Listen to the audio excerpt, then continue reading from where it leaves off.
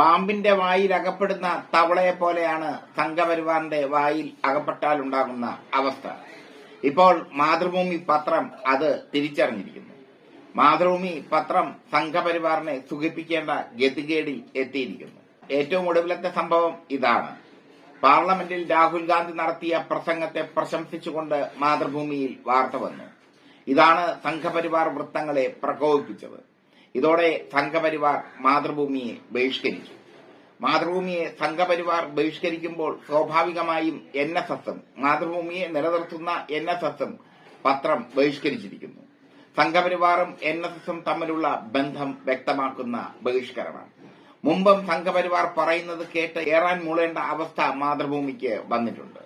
Mathrubhumi ആഴ്ചപ്പതിപ്പിൽ S. ഹരീഷിന്റെ മീശ എന്ന novel പ്രസിദ്ധീകരിച്ചപ്പോൾ Sangh Parivar അതിനെതിരെ പ്രതിഷേധവുമായെത്തി.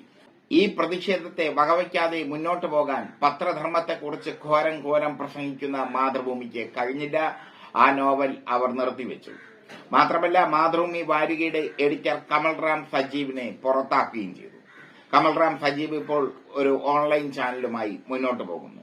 ഏറ്റവും ഒടുവിൽ രാഹുലിന്റെ പ്രസംഗം, അതിനെപ്പറ്റി നല്ല വാക്കുകൾ പറഞ്ഞതിന് സംഘപരിവാർ പത്രം നിർത്തിയിരിക്കുന്നു, ബഹിഷ്കരിച്ചിരിക്കുന്നു. ഇപ്പോൾ സംഘപരിവാറിന്റെ സൈബർ ഇടങ്ങളിൽ മാതൃഭൂമിക്കെതിരെയുള്ള ആക്രമണം തുടരുകയാണ്. മാതൃഭൂമി ഇതുവരെ നിലനിന്നത് സംഘപരിവാറിന്റെ മാത്രം ശക്തി കൊണ്ടാണോ NSSന്റെ മാത്രം ശക്തി കൊണ്ടാണോ എന്ന ചോദ്യം ബാക്കിയാകുന്നു. മാതൃഭൂമിക്ക് കേരളത്തിൽ എപ്പോഴും സ്വതന്ത്രമായ ഒരു മാധ്യമത്തിന്റെ പ്രതിച്ഛായ ഉണ്ടായിരുന്നു. അത് തകർന്നത് മീശ എന്ന നോവൽ പ്രസിദ്ധീകരിക്കുന്നത് നിർത്തിവെച്ചതോടെയാണ്.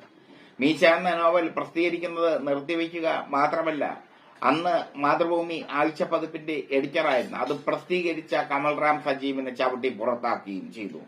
ഇപ്പോൾ സംഘപരിവാർ മാതൃഭൂമിയുടെ ഓരോ ന്യൂസിനെയും നിയന്ത്രിക്കുന്നു. ഓരോ വാർത്തയും സംഘപരിവാറിന് അനുകൂലമാക്കി മാറ്റാൻ മാതൃഭൂമിയും ശ്രദ്ധിക്കേണ്ട അവസ്ഥ. അത്തരം ഗതികേടിലേക്ക് മാതൃഭൂമി പോവേണ്ട അവസ്ഥ. അതാണ് ഇപ്പോൾ വന്നു ചേർന്നിരിക്കുന്നത്. സംഘപരിവാർ ബഹിഷ്കരിച്ചു കഴിഞ്ഞാൽ മാതൃഭൂമി വായിക്കാൻ ആരുമില്ല എന്നൊരവസ്ഥയും കൂടി വന്നിരിക്കുന്നു. കാരണം മീശ വിവാദം ഉണ്ടായ ശേഷം മാതൃഭൂമിയോടുള്ള വിശ്വാസ്യത മതേതര സമൂഹത്തിന് നഷ്ടപ്പെട്ടു. ഒരു 5 സംഘപരിവാറുകാർ പ്രകടനം നടത്തിയാൽ വാർത്ത മാറ്റുന്ന ഒരു സ്ഥാപനമായി, ഒരു മാധ്യമ സ്ഥാപനമായി മാതൃഭൂമി അധപതിച്ചു. എന്തായാലും ഇപ്പോൾ വീണ്ടും മാതൃഭൂമി സംഘപരിവാറിന്റെ കാലിൽ വീഴുന്ന അവസ്ഥ, NSSന്റെ കാലിൽ വീഴുന്ന അവസ്ഥ. ഒരു മാധ്യമം നിലനിൽക്കേണ്ടത് ഇങ്ങനെയുള്ള സംഘടനകളുടെ കാലിൽ വീണുകൊണ്ടല്ല, നട്ടലോടെ നിവർന്നു നിൽക്കണം. നട്ടലോടെ നിവർന്നു നിൽക്കാൻ കഴിഞ്ഞില്ലെങ്കിൽ ആ മാധ്യമത്തിന്റെ തകർച്ച അവിടെ തുടങ്ങും. എന്തായാലും രാഹുലിന്റെ പ്രസംഗത്തെ പ്രശംസിച്ചതിന്റെ പേരിൽ സംഘപരിവാർ മാതൃഭൂമിക്കെതിരെ വാളോങ്ങിയിരിക്കുന്നു.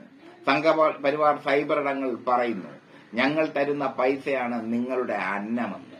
ഒരു പത്രത്തിന് ഇതിനപ്പുറം അധപതിക്കാൻ പറ്റില്ല. ഒരു പത്രത്തിന് ഇതിനപ്പുറം അധപതിക്കാൻ പറ്റില്ല എന്ന് മാത്രമല്ല, അധപതനത്തിന്റെ ആഴഗർത്തത്തിൽ വീണുപോയിരിക്കുന്നു മാതൃഭൂമി. NSSും സംഘപരിവാറും പറയുന്നത് കേട്ട് ചലിക്കാനുള്ള ഒരു പാവയായി മാതൃഭൂമി ദിനപത്രം മാറിയിരിക്കുന്നു. ഒന്ന് ആലോചിച്ച് നോക്കണം, എത്രമാത്രം പാരമ്പര്യമുള്ള പത്രമാണ് ആ പത്രം. ഇപ്പോൾ സംഘപരിവാർ പറയുന്നത് കേട്ട് പേന ചലിപ്പിക്കേണ്ട ഗതികേട്ടിലേക്ക്, ഇപ്പൊ പേനയില്ലല്ലോ, എഴുതില്ലല്ലോ, അവിടെ കമ്പ്യൂട്ടറിന്റെ കീബോർഡ് ചലിപ്പിക്കേണ്ട ഗതികേട്ടിലേക്ക് എത്തിയിരിക്കുന്നു.